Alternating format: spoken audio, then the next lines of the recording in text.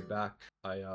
As I was putting together this TouchDesigner component array, let's say, things got a little out of hand and built this whole network, which I'm actually quite excited to include into this. It's essentially just media pipe addition that you can control Ableton with. In here, there's oh, there I am, but this video feed is not going because we are not in real time. There we go. So you can see here that I'm able to essentially alter chops, just my hand movement. And anyway, I'm gonna get into specifically how I made this. But where we left off was just on these Ableton components, and you can see here that Ableton is not connected. Why is that?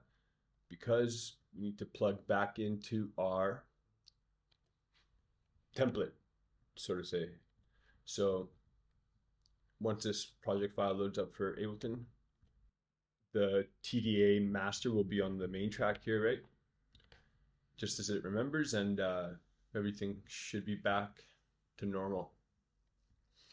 Now, in that last video, I left off right on the TDA rack macro capacities.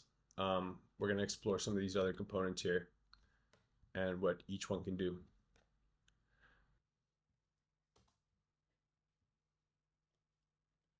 Okay. In the meantime, while we wait, I'll kind of show you this. So this is for what do you got, Ableton? So right now, because I have these specific points mapped to my fingers, I can only see these 2 points. But if you want to get into media pipe, what I suggest is checking out Tory Blanketsmith. He's got some incredible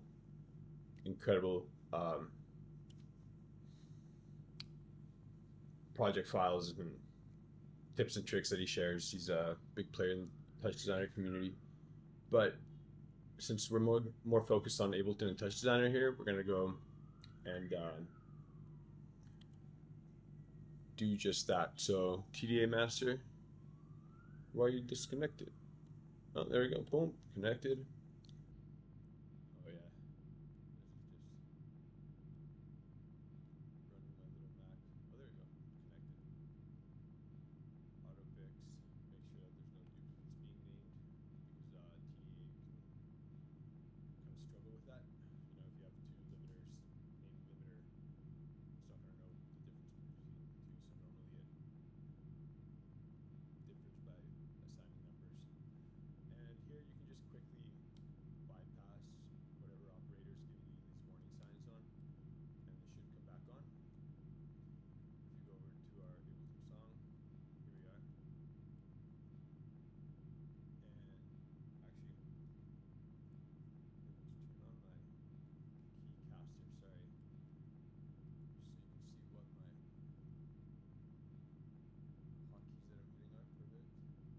And here we can see that, you know, we have a general listing of our song's attributes.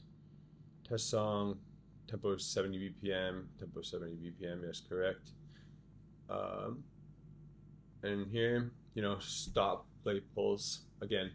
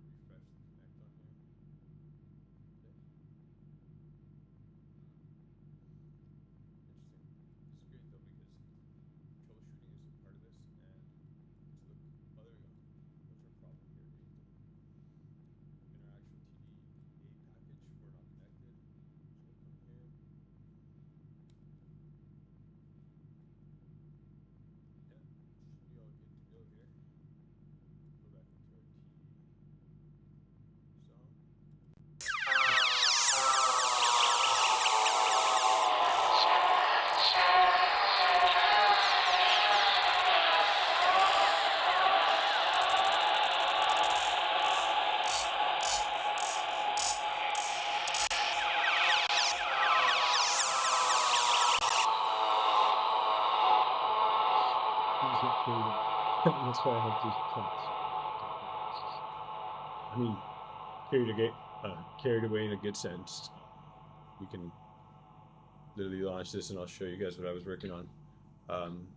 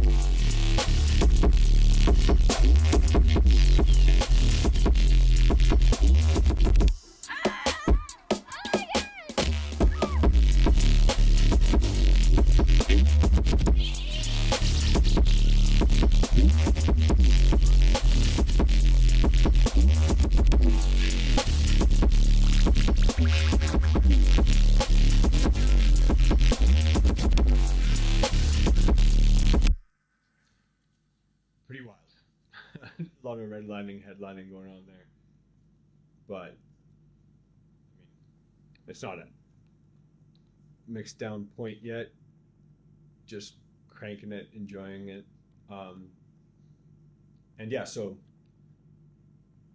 I had a good time making all this, but going back into the TDA package in Ableton Song, we have our general song attributes, like I said earlier.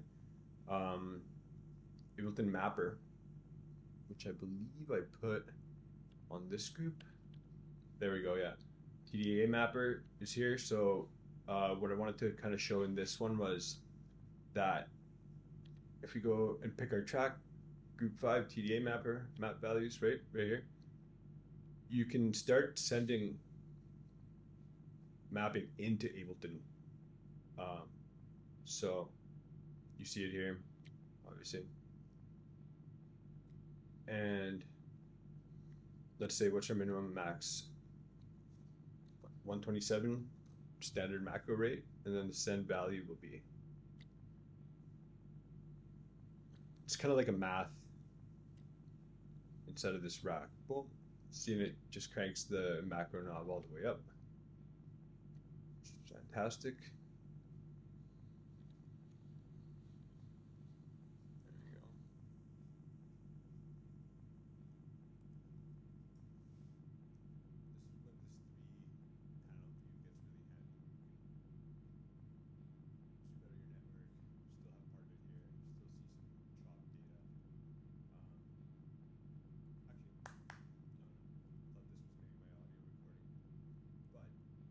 But so here we have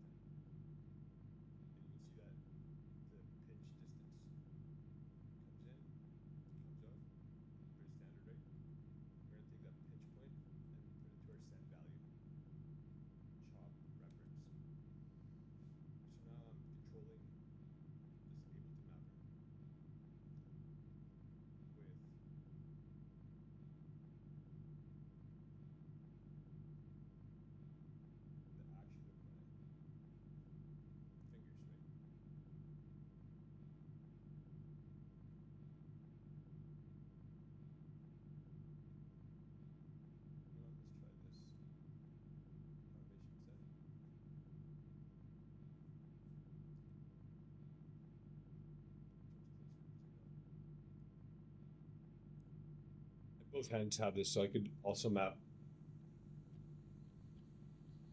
this other hand.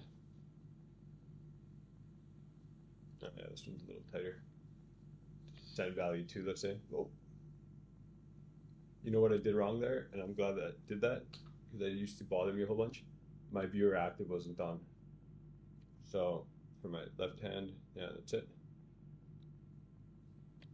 And now it gives me the chop reference. Haha.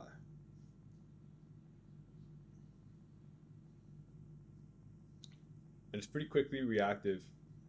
I mean, my video isn't great here, considering I'm screen capping, but we'll get into all this TouchDesigner interface stuff later. Right now the focus is on going over the TDA components. So that's Ableton Mapper. Hoorah. Yee-hoo. Or yeehaw. Okay, so next. Oops.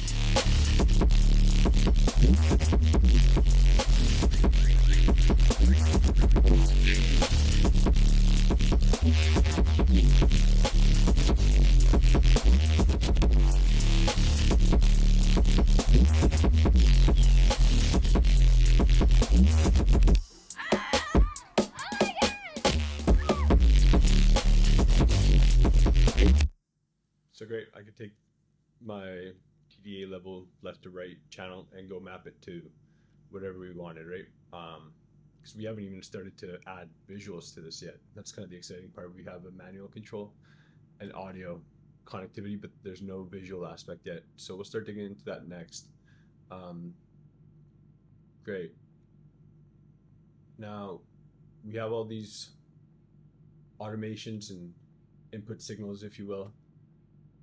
Let's start getting something kind of on feedback visually, because right now this is just all data more than anything.